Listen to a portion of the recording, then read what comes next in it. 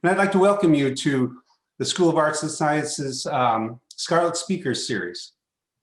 This series of events offers Rutgers alumni and friends the opportunity to stay connected and to hear from faculty members and alumni from across the university. So I've been told it's 80 degrees in Florida today, and part of me is quite envious. And so while I wish we were in sunny Florida hosting this event in person, I'm so happy we're able to have alumni and friends from all over the country join us for today's event. And the event being the business of sports and entertainment in Florida. I'd like to introduce our moderator for today's discussion, Myron Mike Finkelstein, the founder and executive director of Rutgers University Global Sports Business Master of Science program. Mike takes on the role after a stellar 22-year career in advertising, marketing, and client acquisition, and 20 years as a faculty member, mentor, and senior advisor for strategic partnerships here at Rutgers University in the undergraduate sports management program. In addition to teaching both sports marketing and management, which saw him honored as a finalist for Rutgers Teacher of the Year in 2014, and his innovative leadership in the Rutgers undergraduate program, Mike has a long list of successes in both business and academia. So without further ado, Mike, over to you. Thank you, Dean Marsh. I appreciate that. As we start, I'd like to remind everybody that we've muted your microphones, and so there won't be any background noise during the presentation. But the event is also being recorded and it's stored online for your viewing of the event. And if you have friends or family who you think would enjoy today's talk, please forward them the video, and we will send out a link later today for you as well. So I'm extremely honored to moderate this panel. We have two guests who are just world leaders in the sports business industry, and they happen to be your Florida alumni members as well. We have with us today Judge Michael Chavies, pardon me.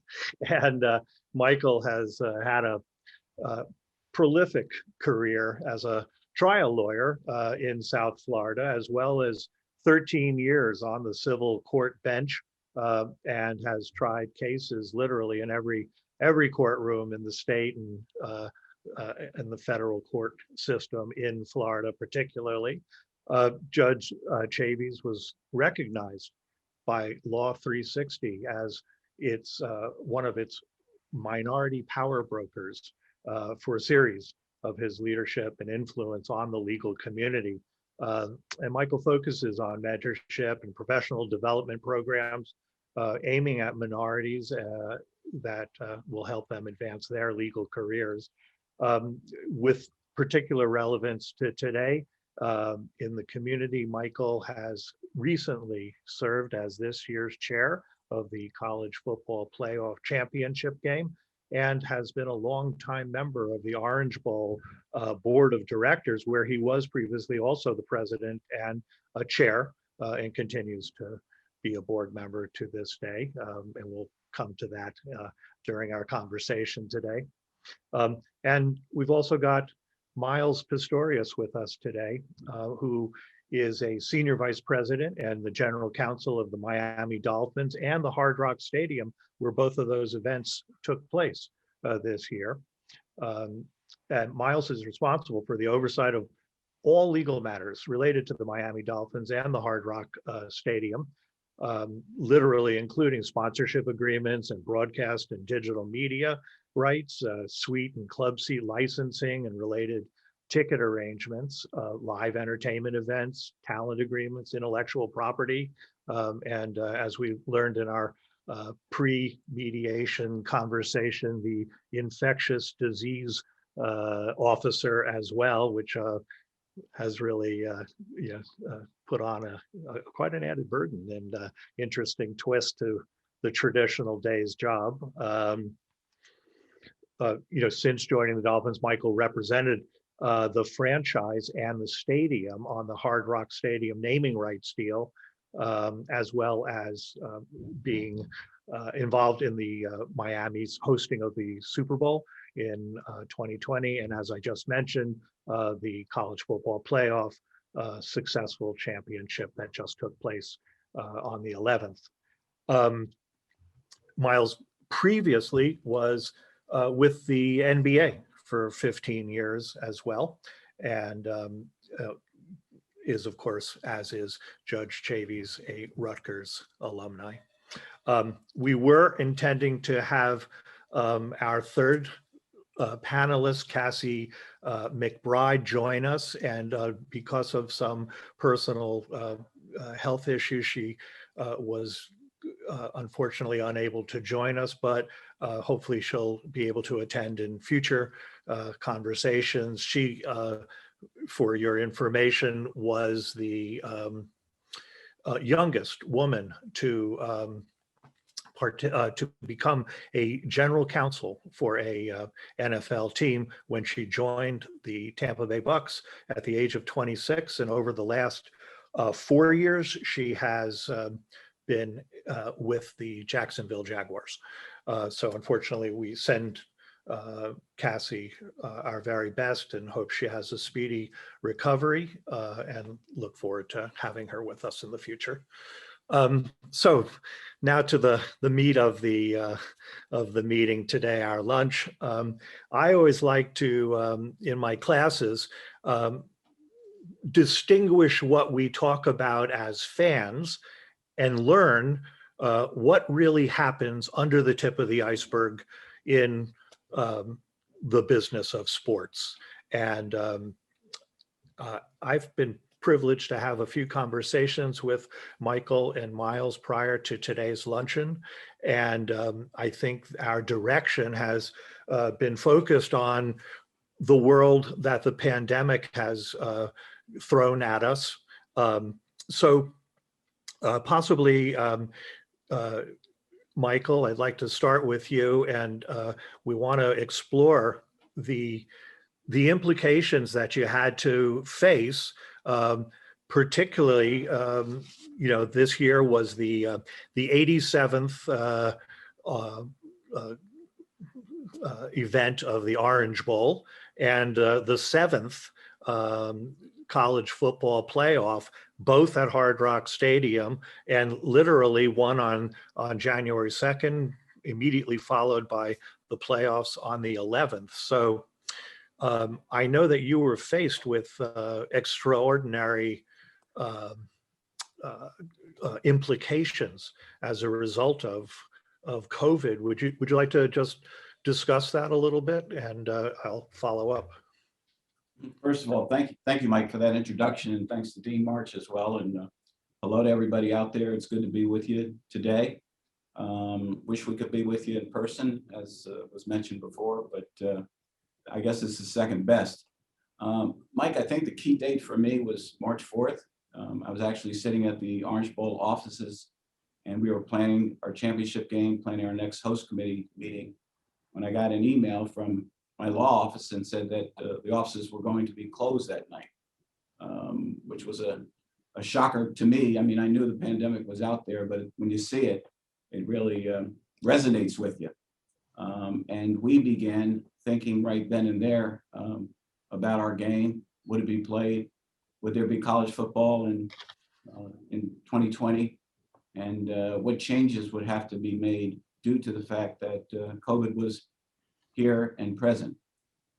So one of the things that we started to think about right away was how we could reimagine some of our community events, some of the events that would be a part of the college football championship week. And most of you know, but many of you may not know, that this is the college football championship has become a mini Super Bowl. Not as big as that event that Myles and his folks put on last year, the Super Bowl, or the one that you saw on Sunday, but it's a huge, huge undertaking with musical events, fan fests, kid-related events, and we were planning for all of that, and all of that in a traditional way. We were also planning for a full stadium. Every college football championship game since 2015, when the CFP began, was a full stadium event. So we had to, over the months, start to think about how we could reconfigure that as well. So we were affected with regard to many of the way we did live events. We couldn't do them live, we had to do them remote. And I might talk about how there was one event in particular where we actually benefited from that, Mike's. So that was an interesting consequence of COVID. But everything related to the game had to be thought out, reconfigured, restructured. And we can talk about that more specifically later, but it was a huge undertaking. Budgetary concerns, we had to reconfigure our budget. We're working with the CFP. This is actually their game and we're hosting their game. So those budgetary conversations and concerns had to be had with them. So a lot of meetings that we didn't think we were going to have, we did have with them. One positive, one real big positive I'll mention, then I'll stop and move on, is that despite all of this, we were able to give back $4.5 million to the Tri-County community, Palm Beach, Broward, and Dade. And that pretty much was what we expected to do. So we met that goal. And that was due to the real hard work of a lot of people on the host committee, and a lot of people in the Tri-County community. So I'm very proud of that. And we can talk about that a little bit later too. Thank you, Michael. That leads me to a twofold question for you, Myles. So being the principal of the Hard Rock Stadium and having these enormous events back to back, similarly, you had to face unbelievable budget restrictions and a reorientation of delivery. I know that you too, as well as owner Steve Ross, were extremely focused on the community relations aspect. So maybe you could just touch on those two things and then we'll develop that a little bit. Yeah, the last major event before the world shut down last year was the Super Bowl here at Hard Rock Stadium. Yeah. And it was on March 13th, shortly after that we shut down our offices, and we haven't really reopened. The leadership team and some essential staff comes back, and I've been here, but we're still open for business per se, for staff. I think when the pandemic started and we all went home, Stephen Ross, the team owner, and my CEO, Tom Garfinkel, they challenged us. They said, hey, the season's coming up. This looks like it's going to be here a while. Why don't we, get innovative and creative here and try to figure out what we're going to do when the season starts. So we spent most of April and May trying to come up with some scenario that allowed for fans, because at that point, the NBA had shut down its season and indefinitely. The NHL, baseball hadn't, they postponed their opening day. And, our thinking was there has to be something in between no fans and full fans. So we spent a lot of time thinking about what that would look like following CDC guidance. And one of the first things we did was we talked to this bio reference GBAC, Global Bio Advisory Council, Bio Risk Advisory Council, and we wanted to get a third-party certification from an organization that was independent and was able to sort of certify the hygiene practices and the cleanliness of our venue, because I think the first thing we needed to do was to give fans comfort. So with that, we announced that probably in May last year that we got that certification. We were the first stadium in the world to get it, and a lot of venues followed suit through GBAC and some other certifying organizations. But then from there, we wanted to establish our rules. Like, what are we going to be? Are we going to be full fans, half fans? And we looked at the math, and with social distancing and the CDC requirements, we figured out we could be at about 20%. So then we went to our fans, gave them the option to roll over to next year if they weren't comfortable, and or to attend games in a socially distant environment. And we had a lot of takers, and we were able to essentially sell out our available capacity for the year for the Dolphins. And the NFL took note of what we were trying to do, and then they came up with their rules over the summer, which largely mimicked ours, and they added a few more, like wearing masks in seats, which weren't a part of our original plan. And we were off and running with our season ticket holders in August. And then, we were also challenged with trying to use our venue in different ways. So we ended up creating a drive-in theater where people could literally come into the stadium and watch movies from their car. And we also had a walk-up portion to that in a socially distant manner. And that was a very popular thing to do, because if you remember, everyone was dying to get out of the house and do things safely last summer. So, we partnered with these movie licensing companies and said, hey, we're going to do this. Can you give us a deal on the film rights? And, this ties into your last question, Mike, about charity. So one of the first things we did was, we wanted to give back to our community. The stadium's in Miami Gardens, which isn't the Miami you see on TV. And there was certainly needs early on from, job losses, because the tourism industry here just kind of went dark. And also, food insecurity. So we decided, Stephen Ross, that we were going to do address the food security issue. And so since early in the pandemic, we've been giving away 1,000 meals a day here at the stadium, to working with the local churches and community groups to identify those folks in need. And we're using not only Stephen's own and the Dolphins philanthropic donations, but also any revenue that we've derived from those outdoor movie theaters has gone towards food relief. And we're going to keep that going at least for a year, through the anniversary of COVID, which is March 13th of our shutdown. But we're probably going to go far beyond that and continue to service the community here as we try to work our way through this pandemic. Yeah. Like other stadiums that we're familiar with up here, will Hard Rock become a site for vaccinations? Yeah, so we already are a site for vaccinations, and from the beginning, we were a site for testing. So we've had a steady flow of traffic. In one parking lot, it's the meals, then another parking lot, it's the testing, and the third parking lot now, it's the vaccines. So we're busy, and actually all of those uses of the stadium keep people employed. So we have game day employees who are used to doing concerts and soccer games and festivals in the off season, and aren't getting that work. But because we're doing food relief and because we're doing testing, there is a need for traffic employees and food and beverage employees and in general game day staff. So that was another way we're able to sort of keep people working during the pandemic. Yeah, wow, what an endeavor. Michael, similarly, I know that as you had said, over $4.5 million was raised to help the communities. And actually, people may not realize, but it isn't just the creation and delivery of the game, but I believe you said that there are 3 tangential events that occur as well. Maybe you could tell us about that. That's correct. I mean, one of our motivations with this game and one of the purposes that we wanted to serve was to contribute back to the community, much as the Dolphins and Myles did. We planned to do 3 big community-based events, one in Dade, one in Broward, one in Palm Beach County. They were going to be in parks, they were going to be live, a lot of people there.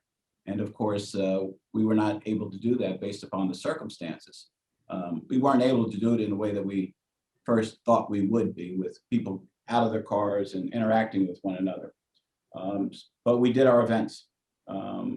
We did an event in Dade County, which was a back-to-school themed event, and the turnout was tremendous. We handed out back-to-school supplies and handed out food to folks in a community, the same community actually that Myles mentioned, Miami Gardens. They couldn't get out of their cars, but they drove through, popped their trunks, and we put food and back-to-school supplies in their trunks. Similarly, in Palm Beach County, last October, we had a Halloween themed event and pretty much ran the same way.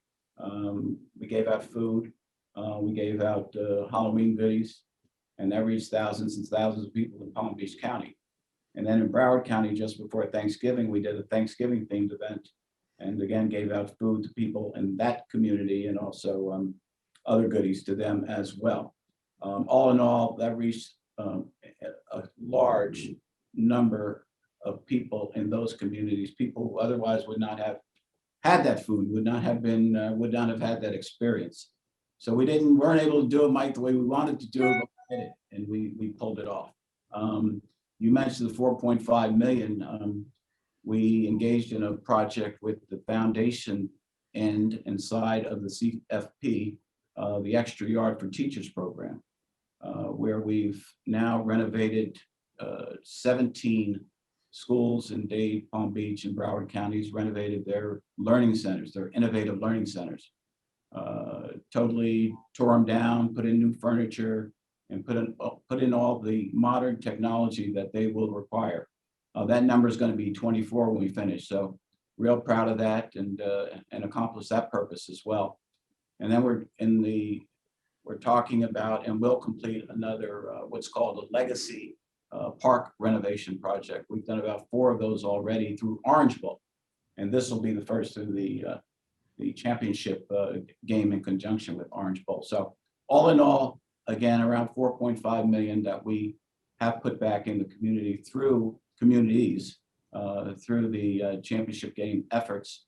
And that's just about the figure that we thought we would do. So despite the odds, despite COVID, we did accomplish that purpose, again, based upon the hard work of a lot of good people in our communities. Yeah, that's magnificent. 24 communities has to just be an enormous segment of the population that you serve, and taking national events and giving back locally is something that people don't really see, as we act as fans watching an individual event. How about the switch and the quick turnaround from January 2nd Orange Bowl to January 11th championship game? Is that for? That's me? for you, Michael. Because follow up, please. I was so busy with my championship game on January 11th, I wasn't as involved in Orange Bowl as past years. Yeah. But I give a lot of credit to those staff persons who worked on both Orange Bowl and on championship game. And some of the people were the same personalities to be able to turn it over in such a short period of time, especially under these circumstances. I give a big shout out to the Dolphins and Myles, for the way that they had that stadium prepared for both games. I mean, I felt as safe as I could possibly feel going into the stadium on both occasions. I know the other people that I spoke to felt the same way. I mean, they really had it down to a science, and they were strict about compliance with all the rules and the regulations. And for the most part, from what I could see, Myles, everybody followed those restrictions. So from what I could see, everything worked out really well. I haven't heard anything negative about it.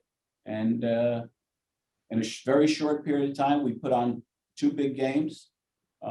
People talk about numbers. We're certainly disappointed we couldn't have full stadiums. But if you think about it, if we put about 15 in for the Orange Bowl and another 15 or so for the championship game, that's 30,000 people within a short period of time. And not a lot of locations would have been able to do that, I don't think.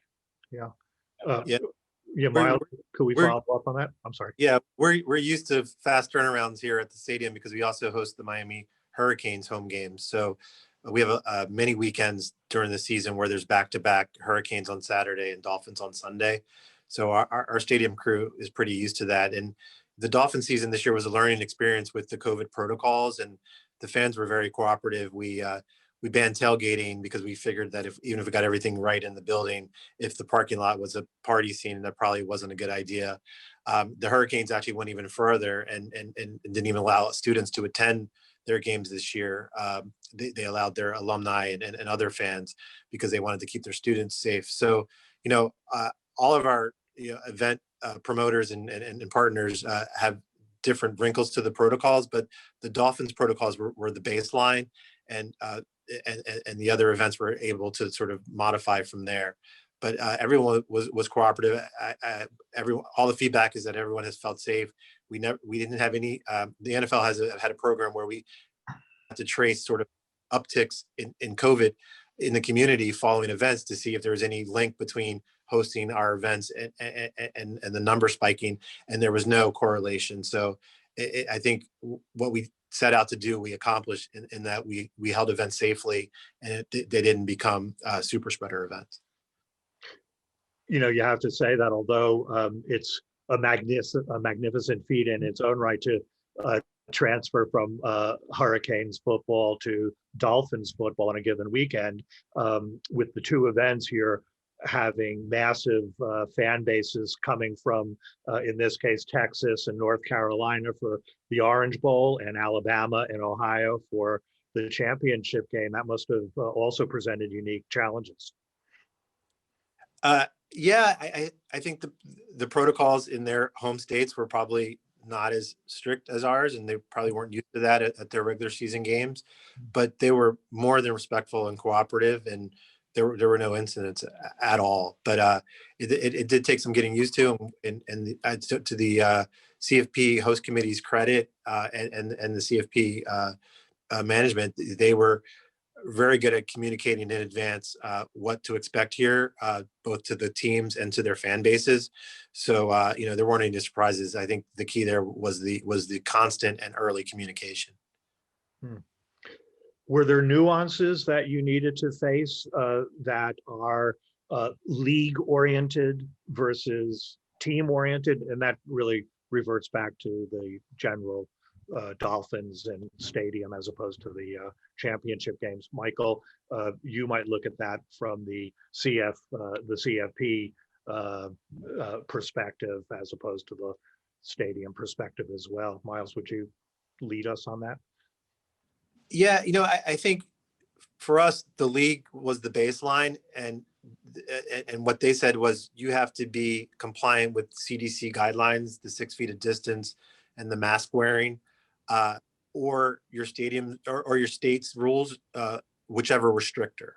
So we couldn't, even though Florida, I think for better or for worse, has been pretty aggressive about reopening the economy.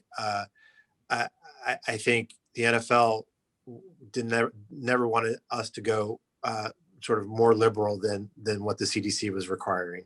And I think that was wise for football, because at the end of the day, it was about protecting the fans and protecting the players. And sure, we probably could have had 65,000 in the building for the college football championship, and it might have been okay, but I don't think anyone here was comfortable with that risk. And certainly in terms of the Dolphins, the primary goal was to have our 8 regular season games actually be played, and that having fans in the building was really a bonus in this environment. Michael, did you? Yes.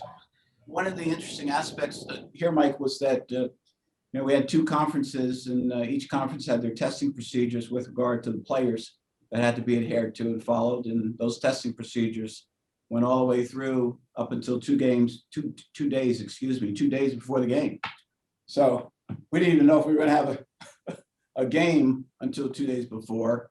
We needed to make sure that all of the players, the requisite number of players, tested negative. So we were a little bit on pins and needles there for a while. There were some rumors that were about that there might not, in fact, be a game because some of the players had tested positive. But at the end of the day, when just those 2 days before the actual kickoff of the game, everybody came through and tested within the requisite numbers, and we played the game. But that's another situation that we were very much aware of, very much monitoring, and very much concerned about to the last minute. It's fascinating. You both mentioned how you needed to reconfigure your budgets. How did that affect you first, Michael?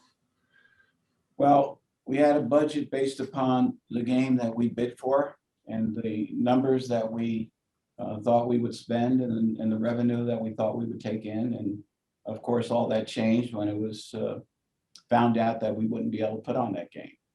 We wouldn't be able to put the same number of fans in the stands. We wouldn't be able to hold some of our private events, like we had a concert that we were going to put on, and some other pregame events that were revenue generating events that just couldn't happen based on the circumstances. So all of that had to be reconfigured. We had to engage in conferences, discussions with CFP on a weekly basis, maybe more than a weekly basis, to really take a look at what those expenses were going to look like, what our revenues, how our revenues were going to be impacted. So we totally revamped the budget. I mean, with thanks to the CFP, really great partners. They understood. They worked with us. We worked hard. Good people on our side, and I think we got to a place where we wanted to land. But it took a lot of hard work. So that was, it was a difficult process. Mm-hmm. Yeah. Myles, how about you? I have a follow-up question based on the finances, but in general, your reconfiguration entailed. Right. So yeah, first on the expense side, just getting the building ready and being compliant with CDC and NFL guidelines, from signage to touchless metal detectors, which we invested in, to hand sanitizer, which everyone knows was almost impossible to get early on. All the seat covers that we had to do to cover, to have our 6 feet the distance between each pod.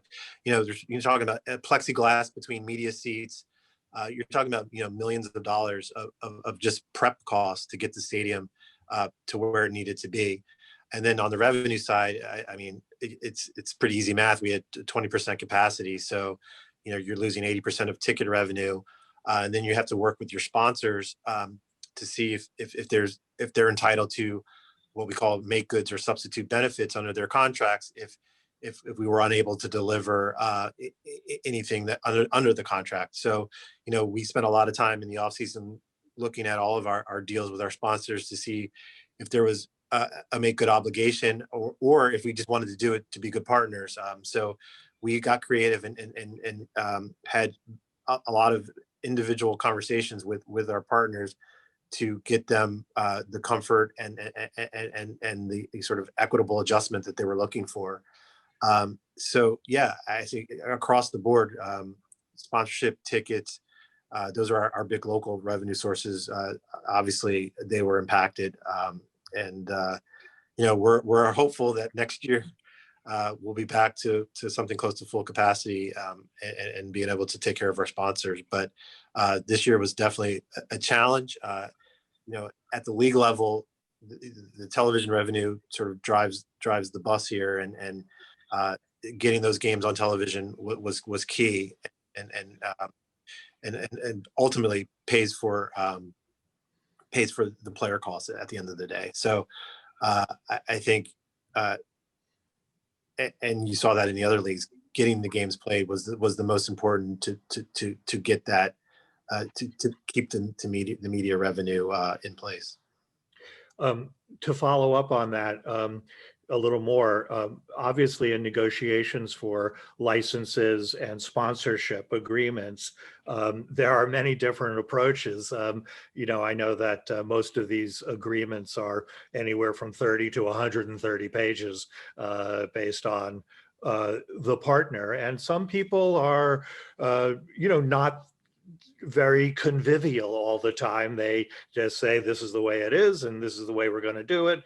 And of course, most people, appreciate the fact that you're alluding to, that a great deal of conciliation has to occur between the expected result and the reality of what has transpired.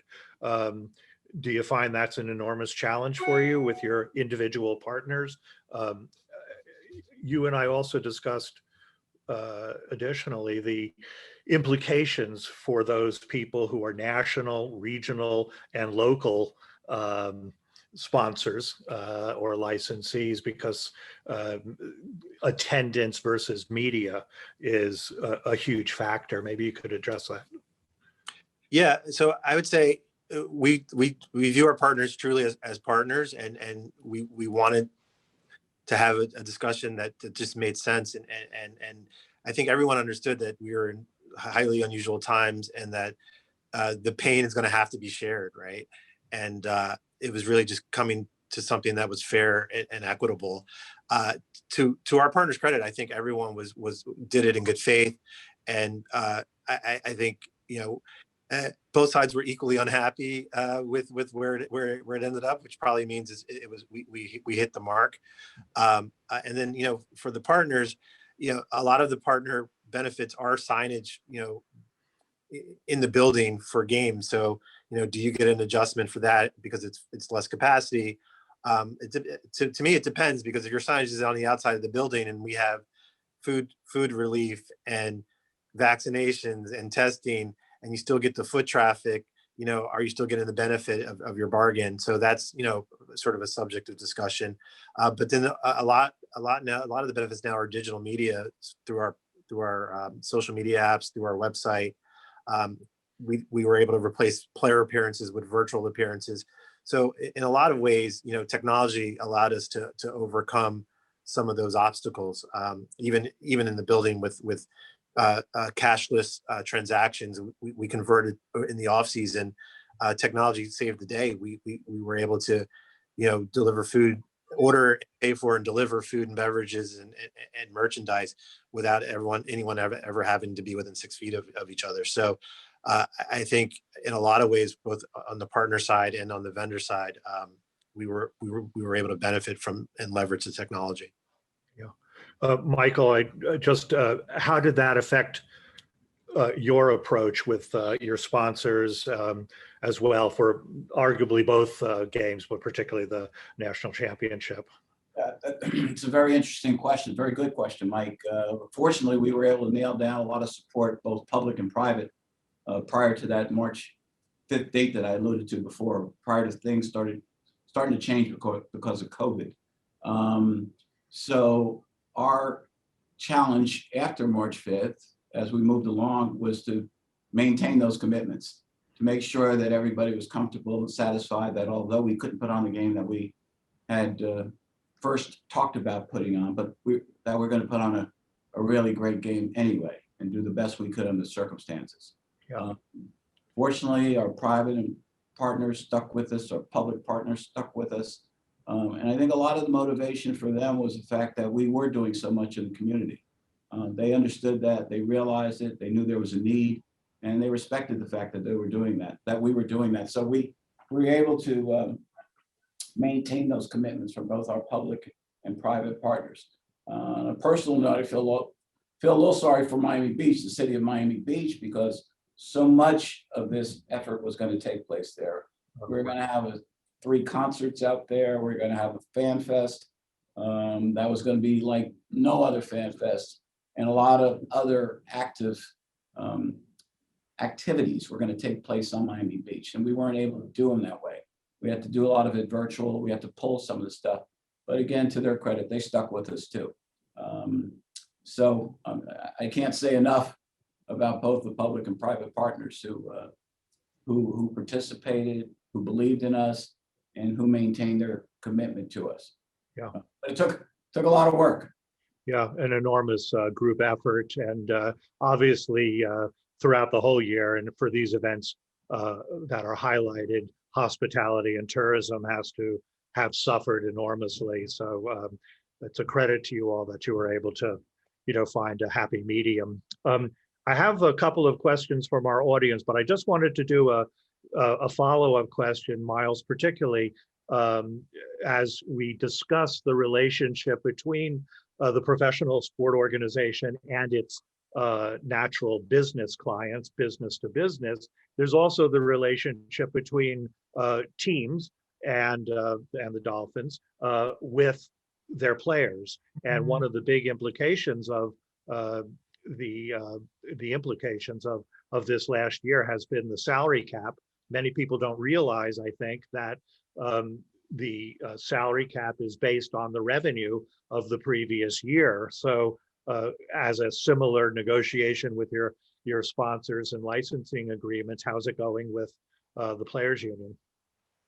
So The collective bargaining agreement is between the players union and the league. So we don't have direct involvement in those negotiations, but I can tell you what I know. And actually, I've seen both sides of this. So back when I was at the NBA, I was at the league office, and we did a huge new media deal, and it actually ended up creating a spike in the cap. And at the time, the league thought it would be better to sort of stagger the increases so that not one class of free agents would benefit from this windfall.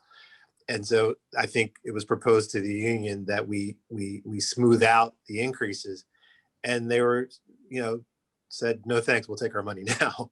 So now we're on the other side where this year's after each fiscal year, we do an audit and to figure out what the revenue is, and then the cap is calculated based on that.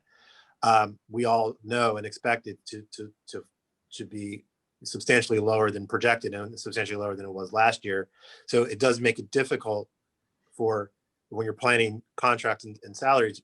Every year the salary cap has increased. So now to all of a sudden have a cliff would mess up a lot of teams in their planning for their player contracts. So I think, to the union's credit and to the league office's credit, they did negotiate already a floor, so the cap won't fall below a certain floor, and they're still trying to sort of arrive on the exact number.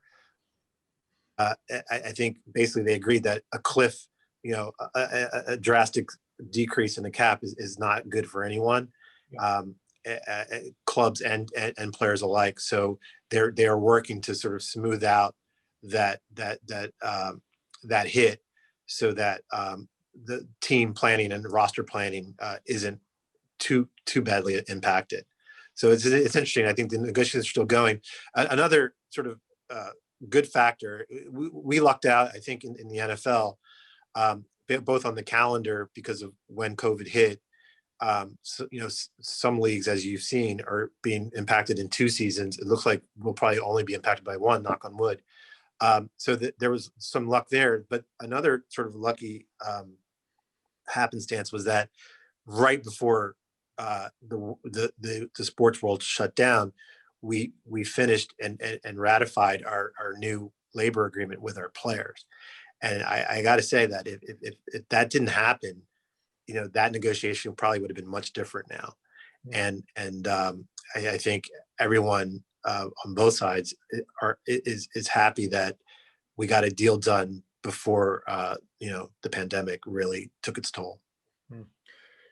People probably don't realize, but I believe you mentioned earlier that there was a 75% drop in revenue throughout the league this past year. So these negotiations that you've mentioned are enormous, and the implications could have been drastic, and it seems like cool heads are prevailing. So that's very admirable. Yeah, I think. Yeah. The long view of this, right? This is, yes, it's a once in a century pandemic, but our relationship with our players, who are truly our partners here, is key to the long-term growth of the league. So for people to dig in over this pandemic would not only not be a good look, it just wouldn't be good for the long-term business prospects. So I think cooler heads prevailed because that was the right thing to do. Yeah. Dean Marsh has sent a terrific question and suggests that sports has been ahead of universities in handling large facilities and crowds generally. So, Michael, how about you tell us if you have any insights to share as Rutgers plans to open up for next fall semester? I just think you have to be as careful, as circumspect as you possibly can be. I think the Big Ten story was a particularly interesting story and an experience that we can all learn from. At one point we weren't going to play football, Big Ten, in the Big Ten, and then we were going to play football, and there was a lot of debate among and between presidents and conference heads, and there have been a lot of articles, I guess people have read about that. And I think the Big Ten was the most interesting experience. But I think what came out of that more than anything else, Mike and Dean March, is that people were paying attention and they were being careful. And the university presidents in the Big Ten will really make that decision. I mean, they were using every resource available to them to do the right thing for the student athletes and the community. So we're not through this thing yet. Everybody knows that. I mean, all you have to do is turn on the television, any channel, or pick up a newspaper, and you'll see that we're not through it. So we need to continue to pay attention to what's going on out there. Mm-hmm. Myles, any follow-up insight? Yeah, this is going to sound radical, but my advice would be follow the science. I think we tested our players and our football staff every single day of the season, and it produced a ton of data. Last month, a study came out jointly with the CDC based on the NFL data, and they found some things during the season that changed the CDC guidance to the country. They found that eating meals together was probably not a good idea. They found that it doesn't necessarily have to be 15 minutes of contact in order to spread the virus. They said riding in cars was really dangerous. So we discovered this from the contact tracing and the testing of our players over the season. I don't know if you remember, but at some point in October, that a bunch of teams got hit pretty hard at Tennessee, Baltimore, Pittsburgh, some others. And some of the findings coming out of that has both influenced CDC guidance generally, but also we were able to adjust and essentially save our season and change our protocols on the fly in order to stop the spike in the positivity rates. And I think following the science, following the data is the key to all of this and to reopening. And I think the NFL and these clubs are just a microcosm of what needs to be done on a larger scale. Understood. That's great. I have an interesting question as well from one of our audience participants. And that is based on, let me just check this here. I'm sorry. Oops. Bear with me. I'm sorry. What has to happen to ensure an equitable hiring pipeline for the next generation of talented and unrepresented groups in sports business? Michael, would you like to? That's a great question. Yes, it is. Yeah. So whoever asked that question, congratulations. I mean, Harry Swain. My role as president of Orange Bowl and leading up to the presidency, and my travels around the United States on college campuses, into conference meetings and sites, everything that I've done with CFP and in this endeavor, and so on and so forth. I mean, there's no question that minorities are underrepresented in this business. I've talked to some athletic directors about it and suggested that there be programs for student athletes, minority student athletes, to get them ready to go into the sports business once they graduate from college or professional school. I mean, everybody's not going to be playing on Sunday or Major League Baseball or basketball player. It's not going to happen. So there needs to be some mechanism, some vehicle by which they could be ready to assume these positions. These are good jobs. This is a business that they know. They know better than anybody. So why aren't minorities better represented in these areas? So I think that's a conversation that has to continue, Mike. It's an important conversation, and we need to live up to our responsibility. Just for adding my 2 cents to that, I think our particular Rutgers group here today should know, as you probably do, that Rutgers is the most diverse university in the United States, hence the world. I'm very proud to tell you that our master's program is extraordinarily diverse. both ethnically and gender-wise. And we literally look for that and the quality of character of people of all walks of life in producing what we believe will be the next wave of executives, in the sport business industry. So we're very, very attentive to that. Rutgers is very dedicated to that as well. So you should all be extremely proud of our relationship with the university. Myles, did you want to add anything to that? Yeah, I just think, we have to make the case, and it's true, and all of the data supports it. Diversity is just good business. We're an increasingly diverse country, and our fan base is increasing. So it would just make sense that leadership, both on the field and in the business, should also be diverse and reflect its fan base and its population. That's not rocket science. So, we have to get beyond sort of just diversity and inclusion and get into, equity and parity. And that's about being intentional. That's about being objective in this criteria for promotion. It's about creating a process that allows assistant coaches to get the attention and the looks that they need to. Eric Bieniemy and so the two coordinators for the Super Bowl champions are both African American, plus the offensive coordinator for the Chiefs.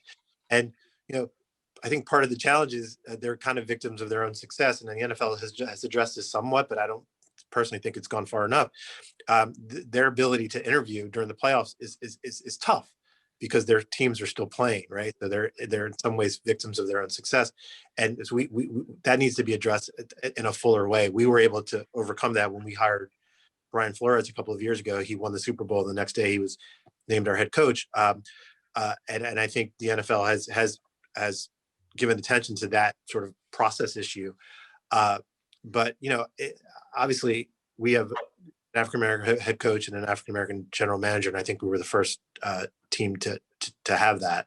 And so here, it's been purposeful and intentional, and I think we realized from the improving results on the field that it also made good business sense. And I think, like I said at the beginning, making the case that this is a business opportunity and not charity is key to getting full buy-in.